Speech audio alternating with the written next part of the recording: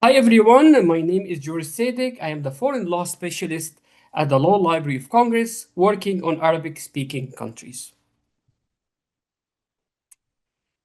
These are the points of discussion that I'm supposed to cover today. In the introduction, this webinar will address the purpose of the Arab League, its members, its headquarters, and Secretary General. Additionally, the webinar will present a classification of the legislative bodies in each member state of the Arab League, distinguishing between bicameral parliament comprising two chambers in countries such as Bahrain, Egypt, and Jordan, and unicameral parliaments consisting of single chamber in countries such as Syria, Lebanon, and Tunisia. The webinar will further address the modalities by which parliamentarians in the member states of the Arab League are either directly elected by the people or appointed by the respective heads of state. In addition, the webinar will examine the eligibility criteria and legal requirements for membership in the legislative bodies across the Arab countries. And lastly, the webinar will provide an analysis of the legislative process in Arab states, including those with bicameral and unicameral parliamentary systems. The webinar will further examine the legislative procedures in Arab countries experiencing internal armed conflict, such as Libya. On this slide, I put a map of the members of the Arab League. I also included the seal of the Arab League itself. The Secretary General of the League of the Arab States, or commonly known as the Arab League, is the organization's chief administrative and diplomatic official. The Secretary General is appointed by the Council of the Arab League, which consists of the representatives of all member states. Traditionally, that position has been held by a senior Arab diplomat, most often from Egypt, where the League's headquarters are located in Cairo, the capital. One of the key roles of the Secretary General is to represent the Arab League internationally. Ahmed Abul Ghaid is the current Secretary General of the League of the Arab States. He assumed office on July 3rd, 2016, and was reappointed for a second 5-year term beginning of 2021. The Arab states, or the Arab League, is one of the oldest regional organizations in the world. It was founded on March 22nd of 1945 in Cairo, Egypt. At its founding, the Arab League consisted of 7 original member states, which are Egypt, Iraq, Jordan, Lebanon, Saudi Arabia, Syria, and Yemen. These countries came together in the aftermath of World War II, driven by a shared sense of Arab identity and a desire for collective action in regional and international affairs. Over the past decade, the League expanded its membership, and today it includes 22 member states representing the Arab world across the Middle East and North Africa. The headquarters of the Arab League has remained in Cairo, Egypt since its establishment. In recent years, there have been discussions about potentially relocating the headquarters with countries such as Saudi Arabia or Qatar. However, no official decision to relocate has been finalized.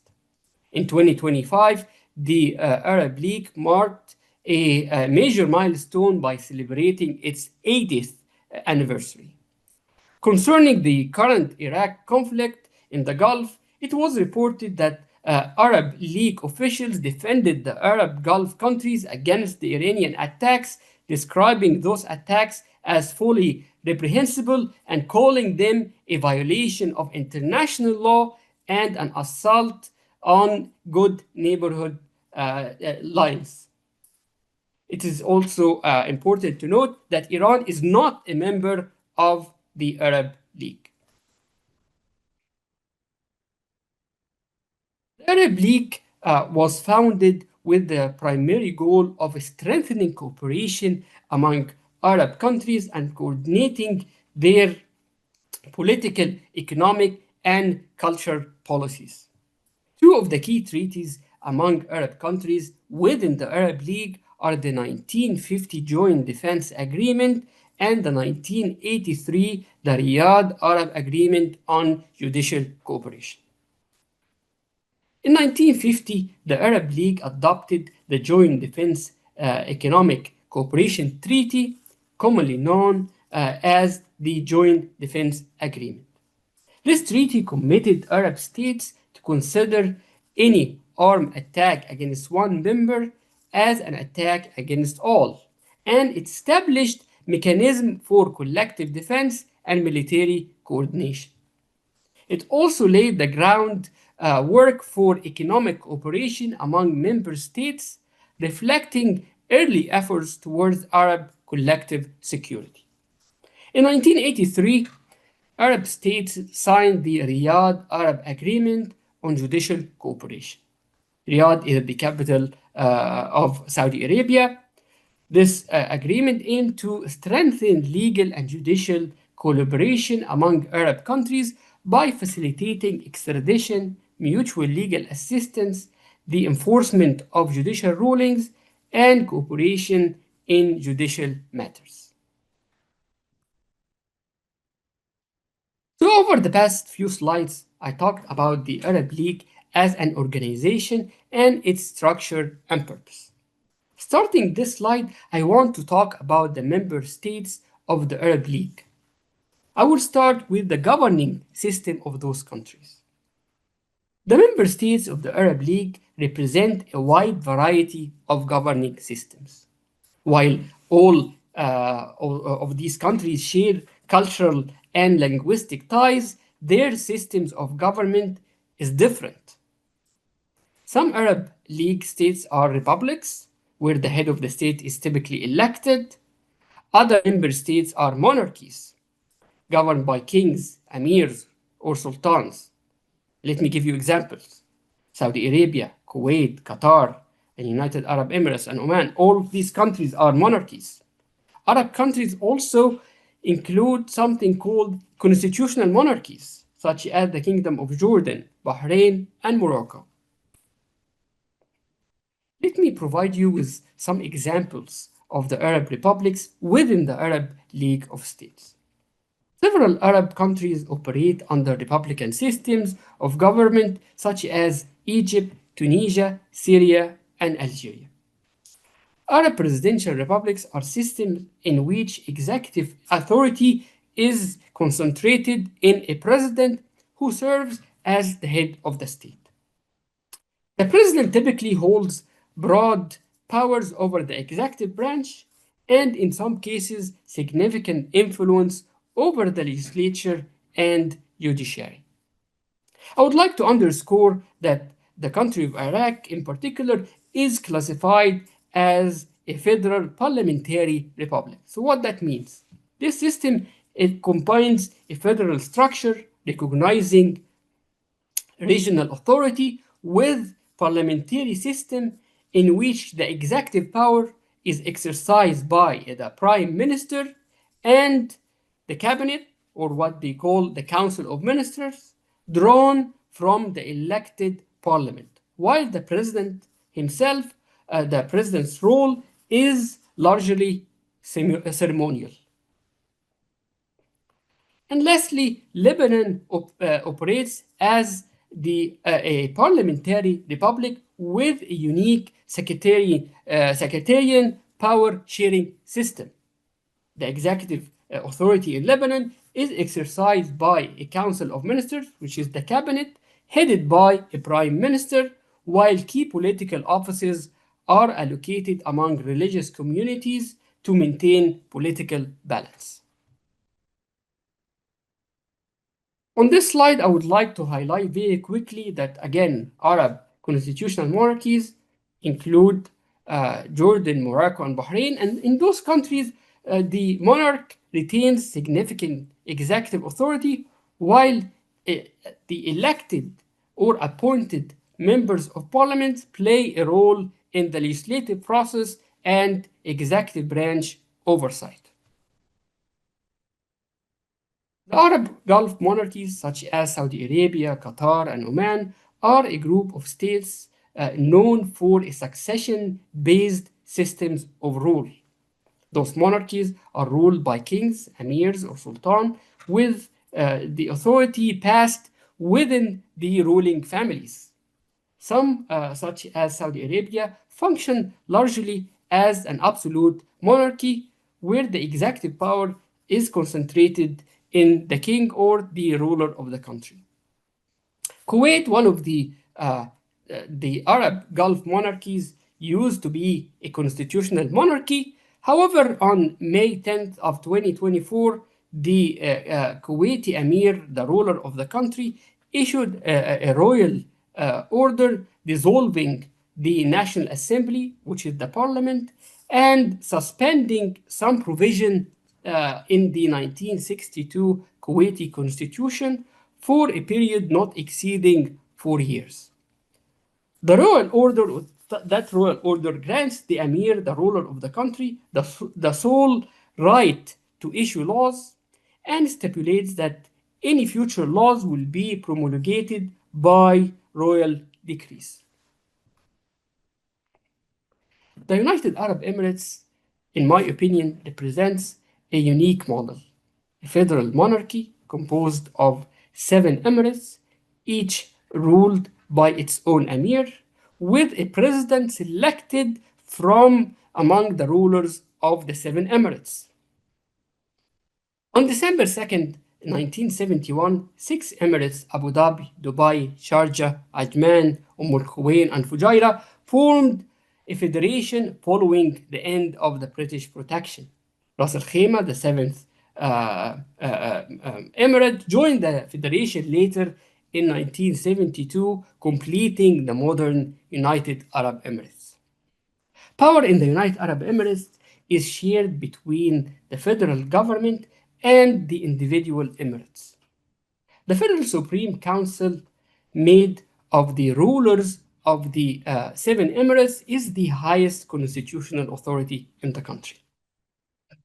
It selects the president and vice president of the United Arab Emirates from among its members.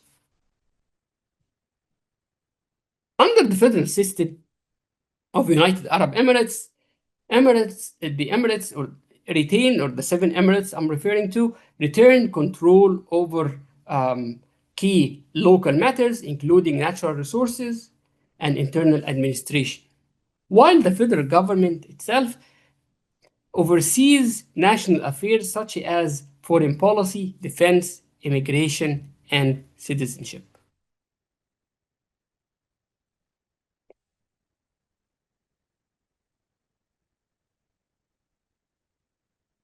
Last category of Arab countries that I want to talk about today is the Arab country which are members of the Arab League and suffer from internal conflict.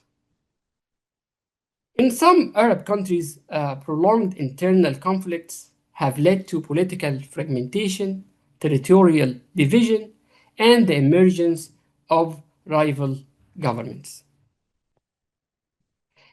Yemen, the Yemen conflicts, for example, has resulted in two major rival authorities: the internationally recognized government in the south of the country and the Houthi movement in the north. Each of them control distinct geographical areas, and this division has created two separate centers of power with parallel government institutions, parallel security forces, and two legislative bodies. Libya also has faced years of political and military division following the collapse of the central authority in 2011. Two main political blocs based in the east and west of the country currently claim legitimacy and control different parts of the country through affiliated armed groups. This situation has resulted in competing government, parallel legislative institutions, and repeated cycle of conflict, making national reconciliation and unified governance difficult. I will talk later in detail about the legislative process in Libya at the end of my presentation here.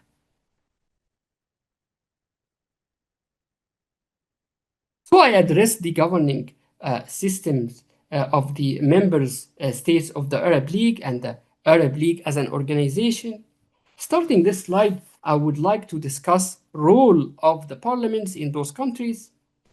I want to start with the types of legislative bodies in the Arab countries. Then I will talk about the requirements to be a member of parliament and the powers granted to the legislative bodies in the Arab countries. So, as I mentioned previously, legislative bodies of the states of the Arab League are either unicameral or bicameral parliaments. Unicameral parliaments have only one legislative body, one chamber. All law-making responsibilities are handled by this single chamber. This includes debating bills, voting on them, and overseeing the government. On the other hand, a bicameral parliament has two separate chambers, often upper and lower chamber. Both chambers usually review or vote on laws, providing an extra level of oversight. In the bicameral parliament system, the lower chamber usually represent the people, while the upper chamber usually represent regions, elites, and its members appointed by the head of the state. Later in this presentation, I will discuss the legislative process in selected Arab League member states that operate under a unicameral and a bicameral military parliamentary system.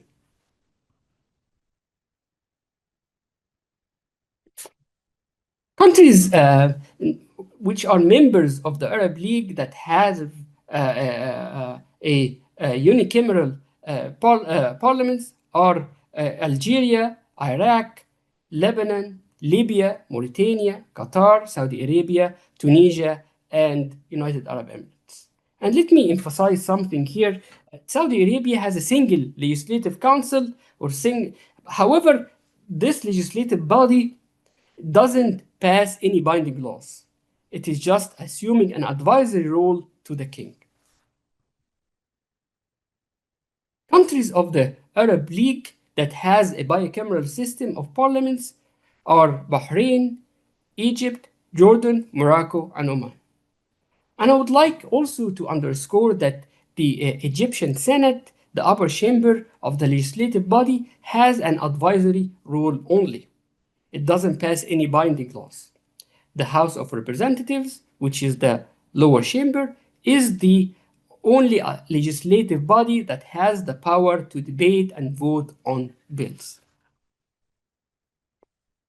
So over the past couple of slides, I talked about types of parliaments of member states of the Arab League. On this slide, I will talk about powers of those parliaments. Parliaments in the Arab League member states play an important role in governance, legislation, and the executive branch oversight. Most Arab parliaments share core powers related to law making, representation of people, and government accountability. One of the primary powers of Arab parliaments is the drafting, debating, and approval of laws. Members of parliaments may introduce bills, discuss government proposed legislation, and amend legal provisions before final approval of the head of the state. Most of the Arab parliaments also hold the power to review and approve the annual state budget. They examine government spending plans, revenue projections, and public investment priorities. Another key function is the executive branch oversight. Parliament questions government ministers, hold hearings, and requests reports on public policies and national programs. In some countries, parliaments may issue votes of confidence or no confidence, which can influence whether a government remain in office or not. Parliament serves as a platform where citizens' concerns and social issues are voiced. Members of parliament represent their constituencies, raise public grievances, and advocate for reforms. In Arab states, parliaments also participate in constitutional amendments and the ratification of international treaties. This gives the legislature a role in shaping political structures and foreign policy commitments. Let me give you some example of what I'm talking about here. Egypt, Tunisia, and Lebanon, which are republics, and they have a single chamber, which is the House of Representatives, that makes laws, approves the state budget, questions ministers, and can withdraw confidence from the government or a minister. It also takes part in approving constitutional amendments and ratification of international treaties. In the Kingdom of Jordan and Morocco, both are constitutional monarchies, and they have two chambers parliament. That parliament have similar powers like the republics. They help making laws, approve the budget, and oversee the work of the executive branch of government. In many Arab League states, the head of the executive branch, such as the president and the king, may have the constitutional authority to suspend or dissolve parliament. This concept doesn't exist in the United States or the American Constitution. The American president has no authority to suspend Congress or dissolve it. However, this is a constitutional right granted to the head of the state in some countries of the Arab League. The dissolution of parliament is usually used during periods of deadlock, conflict between branches of government, or when early elections are needed. In the Kingdom of Jordan, for example, the king has the authority to dissolve parliament, usually followed by new elections. Article 34 of the Jordanian constitution states that the king may dissolve the House of Representatives. The dissolution is made by a royal decree, and new elections must follow within the time limits set by the constitution, which are 4 months. While the Jordanian constitution made it easier for the head of the state to dissolve the parliament, the Egyptian constitution makes the dissolution of parliament a rare and highly restricted power by tying it to a public referendum.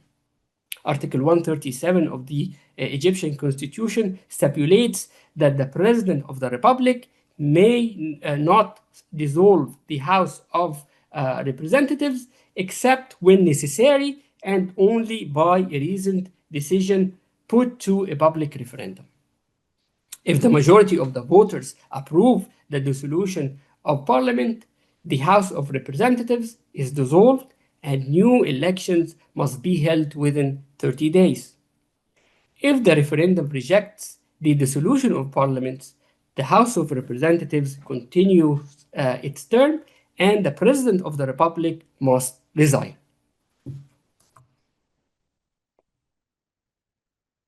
In many Arab countries, ordinary legislation and routine parliamentary decisions are adopted using simple majority voting rule, meaning 50% of the votes plus one of the member present.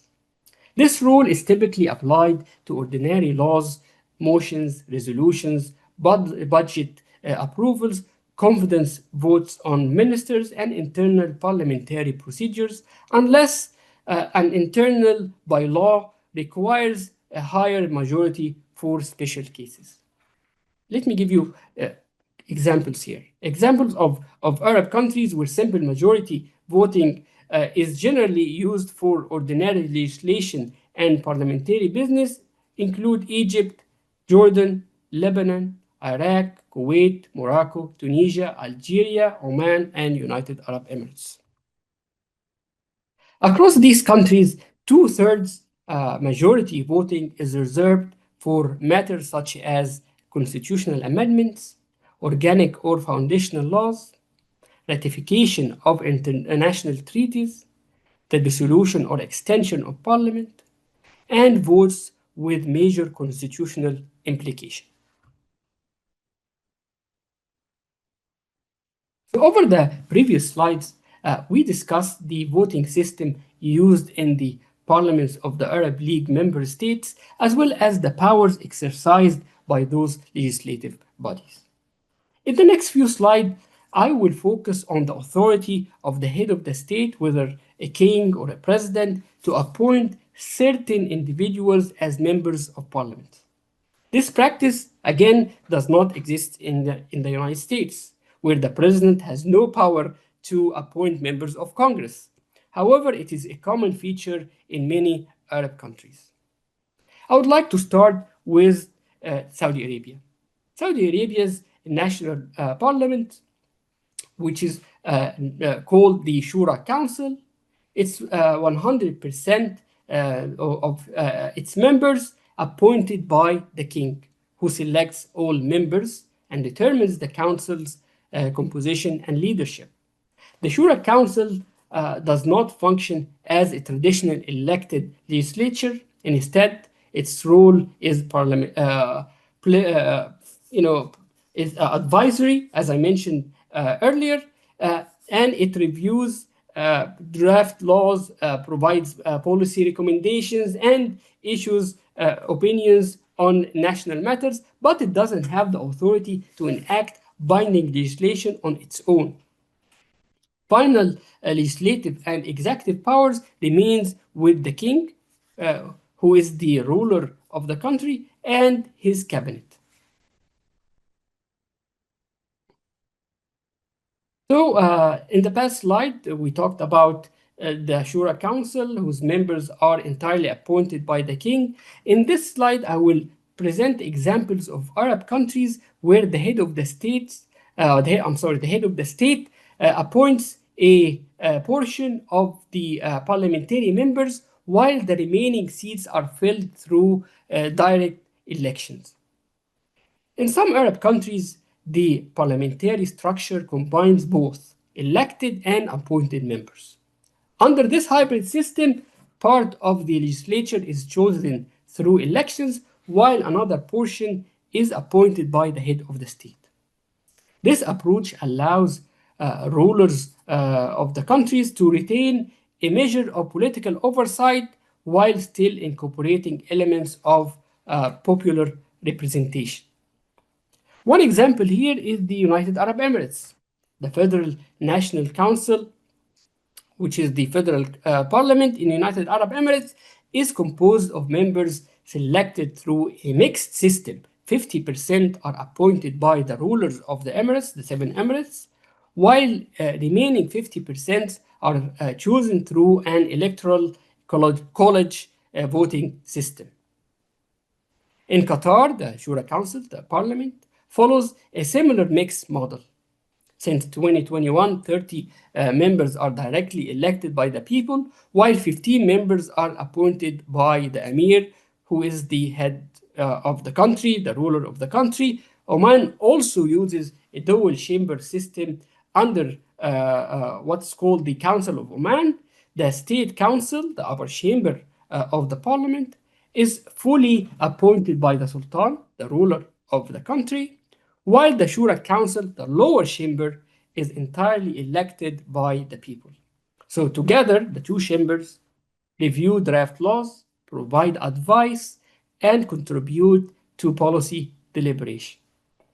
In the Kingdom of Bahrain, the parliament consists of two chambers that together form what is known as the National Assembly. The Shura Council, the upper chamber of parliament, is composed of 40 members appointed by the king, while the Council of Representatives, the lower chamber, is fully elected by the people with its 40 members as well, representing electoral districts and are elected by a direct election votes.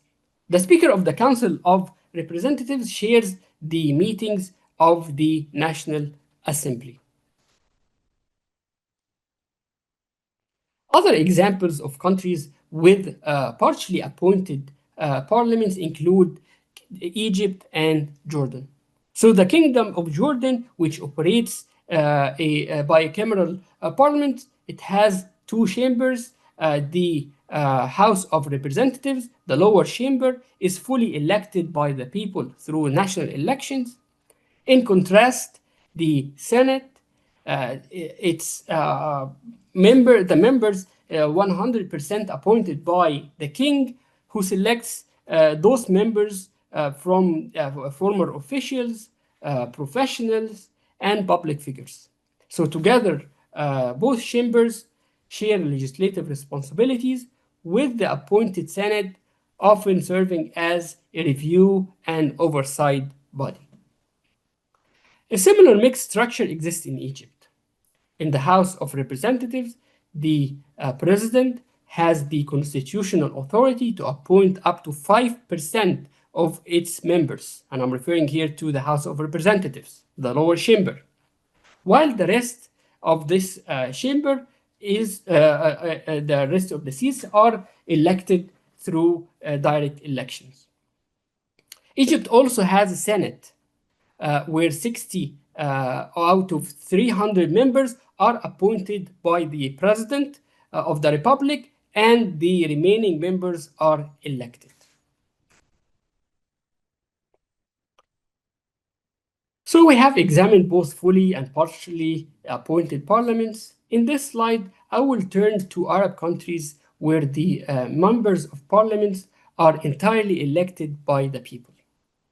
In a number of Arab countries, members of parliament are fully elected, meaning that the representatives obtain their seats through electoral process rather than through appointment by the head of the state. A key example here is the Kingdom of Morocco, which has a bicameral parliament. The House of Representatives, the lower chamber, is elected directly by the people through national elections.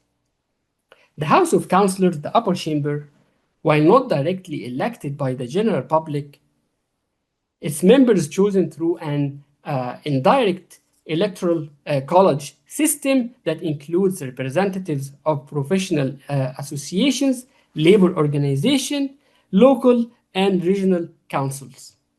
Although the method of elections differs between the two chambers, both bodies are formed through electoral process rather than the appointment of the head of the state. Other Arab countries also operate fully elected parliamentary systems. In Tunisia, for example, members of the Assembly of the Representatives of People are elected directly through national elections. Similarly, in Iraq, the House of Representatives is chosen entirely through parliamentary elections based on party lists and constituencies. Likewise, in Lebanon, members of parliament are fully elected with seats distributed according to the country's sectarian power sharing system.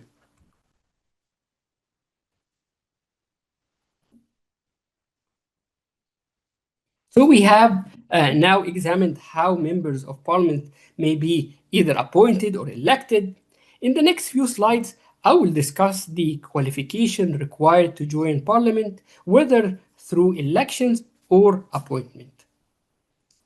So to serve as member of parliament in most Arab countries, candidates must meet a set of legal eligibility requirements. The first requirement is citizenship. A candidate must be a citizen of the country in which they are seeking office. In some states, the rules are even more specific. For example, countries such as Kuwait and the Kingdom of Jordan require that parliamentary members hold citizenship by birth.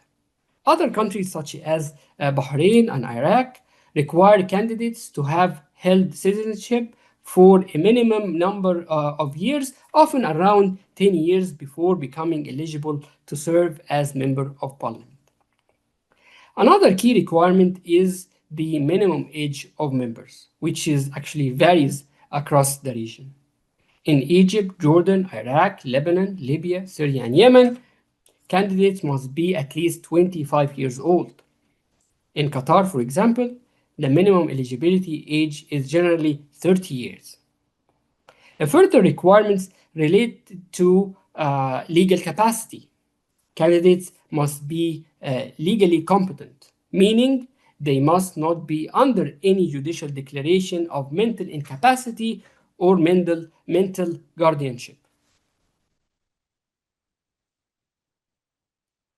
Beyond citizenship, age, and legal capacity, many Arab League states impose additional um, conditions that candidates must meet in order to serve in parliament.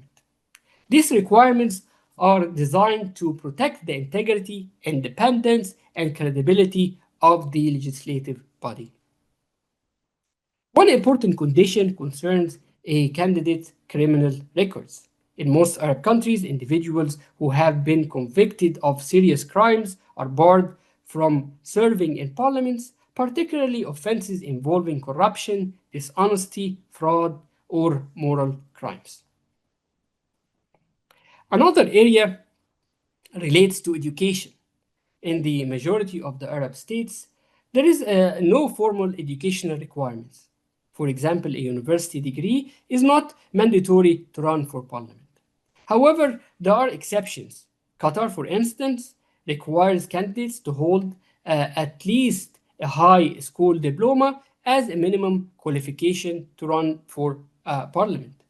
Many countries also restrict candidates who hold dual citizenship. In most Arab states, members of parliament are required to hold only the citizenship of their country, and dual citizenship is not permitted. An important exception here is Lebanon, where dual citizenship does not automatically prevent an individual from serving in parliament. And finally, the Arab countries prohibit active duty members of the military, police, and judiciary from serving in parliament while they are still in office. These restrictions help preserve the separation of powers and prevent conflicts of interest during the legislative process. Also, individuals in these sectors are typically required to resign or retire before becoming members of parliament. So after discussing the eligibility requirements for the parliamentary membership, I would now like to briefly highlight women's participation in the parliaments of the Arab states. Across many Arab League states, women's participation in parliament is supported through different types of quota systems. This mechanism is designed to increase representation and ensure that women have a meaningful role in the legislative decision-making process. One approach is the system of reserved seats. Under this model, women are guaranteed a fixed share of parliamentary seats either by law or by constitutional provision. Let me give you some example here. In Iraq, for instance, at least 25% of the parliamentary seats are allocated to women. In the Kingdom of Jordan, 15 seats in the House of Representatives, the lower chamber, are specifically reserved for women. In Egypt, women must hold a minimum of 25% of the parliamentary seats. In Morocco, 90 seats are reserved for women through national and regional lists. Another model is the party list quota system. Here, in this model, women are required to be included on political party candidate lists, but their election is not automatically guaranteed. This approach is used in countries such as Tunisia and Sudan, where women's representation depends on the electoral outcomes and the party performance during elections. The third methods and the last methods here involves in an appointment-based representation. So rather than elected quotas, the system depends on that the head of the states appoints a percentage of women to the parliamentary or the consultative legislative body. For example, Saudi Arabia, around 20% of the Shura Council consists of women appointed by a royal decree. In United Arab Emirates, women make up 50% of the Federal National Council, the federal parliament, achieved through appointment decision rather than an electoral quota. Through the beginning of this slide, I will turn to the legislative process in the parliament of the Arab states. As noted earlier, one of the core functions of these parliaments is the enactment of bills into law. In most Arab League states, the legislative process follows a structured sequence of stages that transforms a draft proposal into a binding law. The process generally begins with the drafting and proposal of a law. A draft may be prepared by the government, members of parliament, or the head of the state. Once completed, the proposal is formally submitted to the legislature. After submission, the draft law is referred to the appropriate parliamentary committee. The committee reviews the text in detail of this bill, consult stakeholders, and may recommend amendments or revisions to that bill. The report of this committee is then sent back to the full chamber. The next stage is the plenary debate and voting. Members of parliament debate the proposal, consider the committee recommendations, and vote to approve, amend, or reject the bill. In countries with bicameral parliaments, the draft then moves to the upper chamber for further review. The upper house or the upper chamber may approve the text, propose amendments, or return it to the lower chamber for reconsideration. Once both chambers approve the final version, the bill is sent for the executive branch for approval. The head of the state signs the law, formally bringing it into force as part of the national legal system. The last step is the publication and entry into force. The law is published in the official gazette and it becomes legally binding either immediately or on a specific date cited in the text of the bill.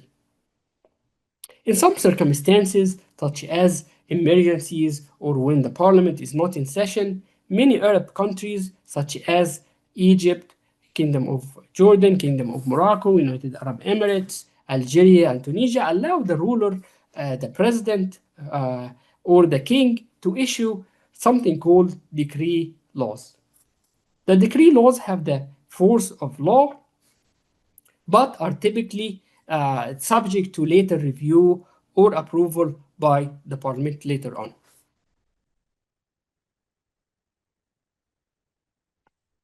So in the following slides, I will present, as I mentioned earlier, examples of the legislative process in some selected Arab countries with different governing system and parliamentary structures. I would like to start with the United Arab Emirates because, again, its unique legislative system. The United Arab Emirates follows a federal legislative system in which Lawmaking is shared between the federal government, the Federal National Council, the parliament, and the President of the United Arab Emirates acting on behalf of the Supreme Council of the Union. So the process usually begins with the Council of Ministers, the cabinet, and I'm talking here the federal cabinet, drafts proposed federal laws through a relevant ministry. Once a draft law is prepared, it is submitted to the Federal National Council for review.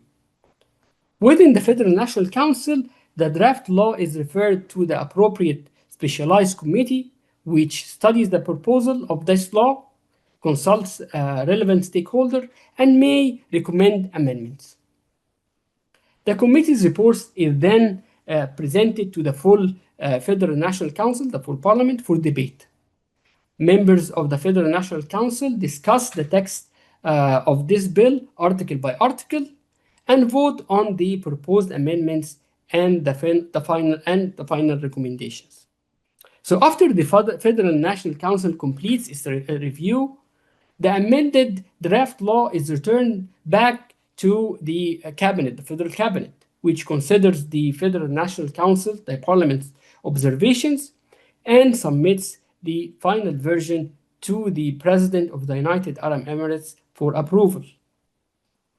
And again, I would like to highlight or underscore that the Supreme Council of the Union is the highest constitutional authority in the United Arab Emirates, and it composed of the 7 rulers of the Emirates and the President, again, of the United Arab Emirates, acting on the Council's behalf.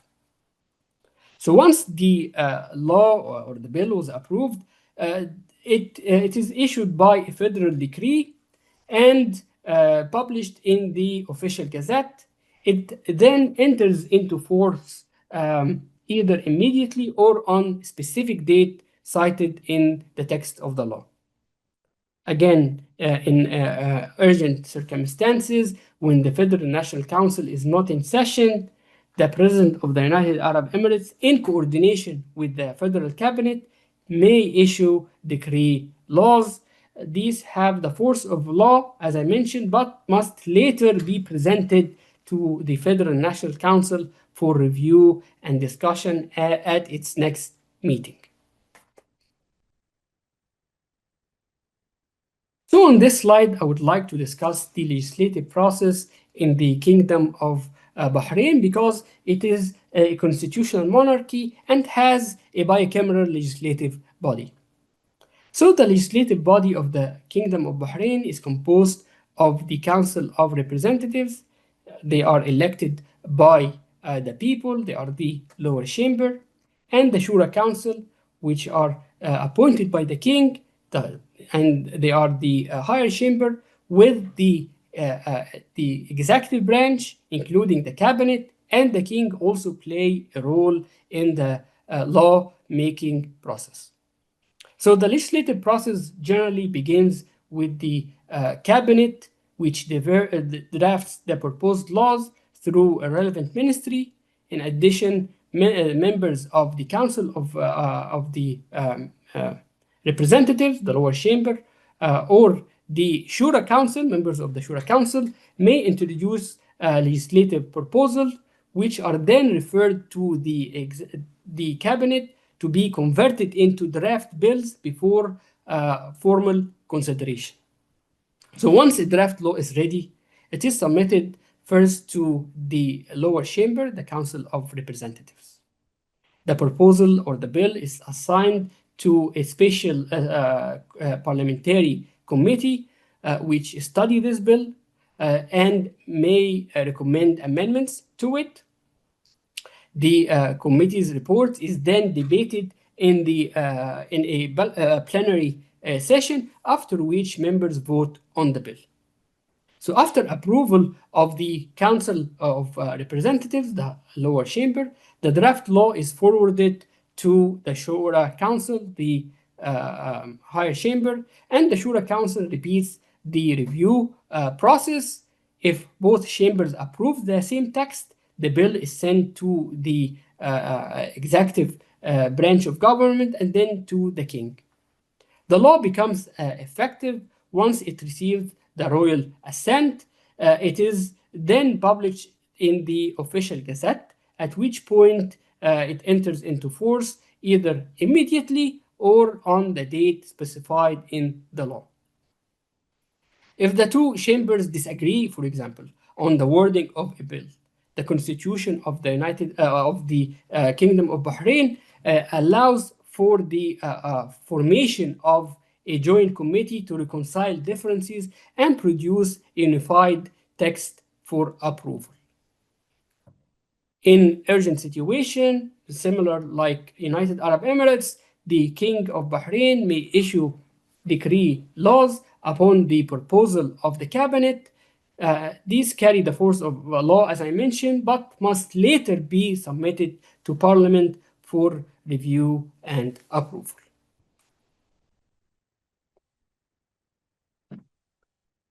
I would also like to discuss the legislative process in Egypt, as it has a distinctive structure.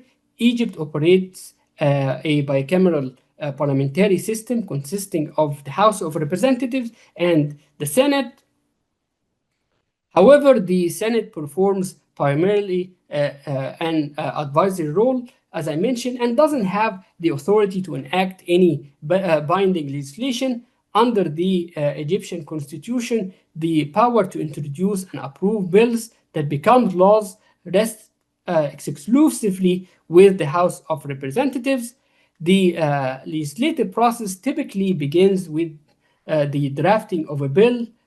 Draft laws may be proposed by the cabinet or by members of the House of Representatives or by the President of the Republic.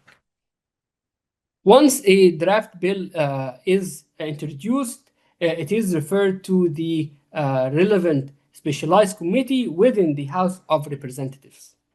The committee studies the proposal, reviews its legal and policy implication, and may recommend amendments. The bill then proceeds to a plenary session where members debate its provisions article by article and vote on the final text.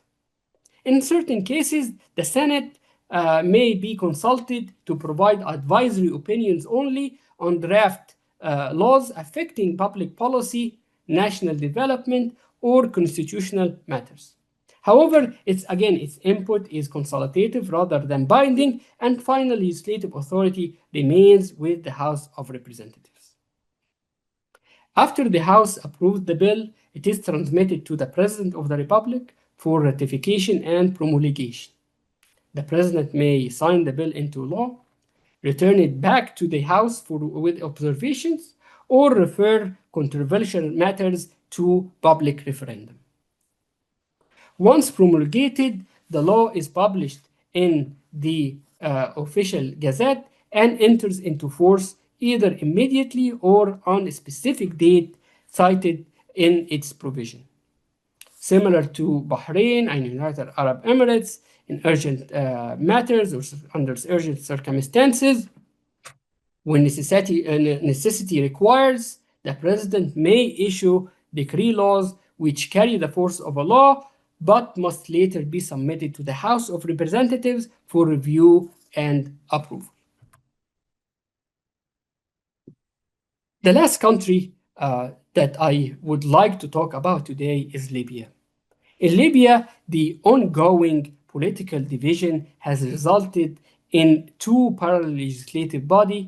In Tobruk, east of Libya, the House of Representatives is located, while the High Council of State is located in the west of Libya. I will start with the legislative body located in east of Libya. It functions as the main legislative body for institutions aligned with the Eastern government.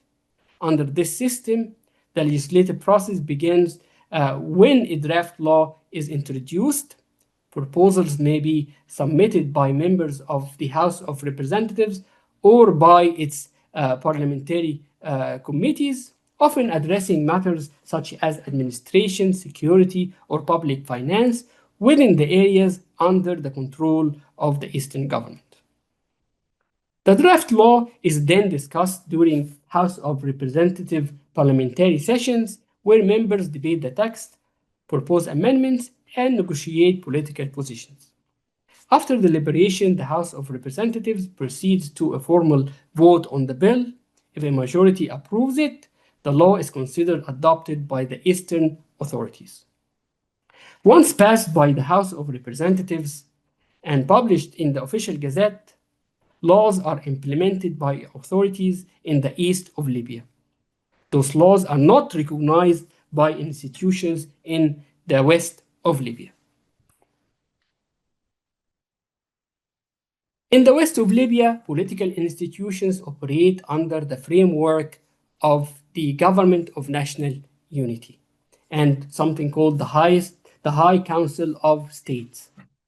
The legislative process often begins when a draft legal framework or a constitutional proposal is prepared, typically with the participation of the High Council of State.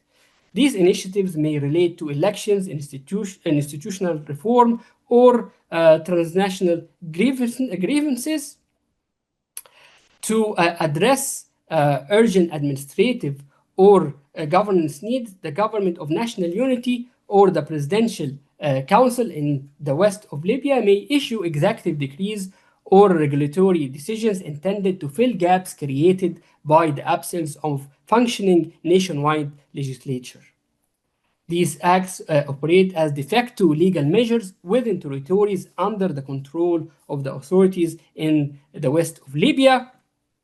Because Libya remains politically divided, the Western authorities do not exercise a fully unified or traditional parliamentary legislative process. Laws and regulations issued by the High Council of State in the west of Libya do not apply to the east part of the country where the House of Representatives operate.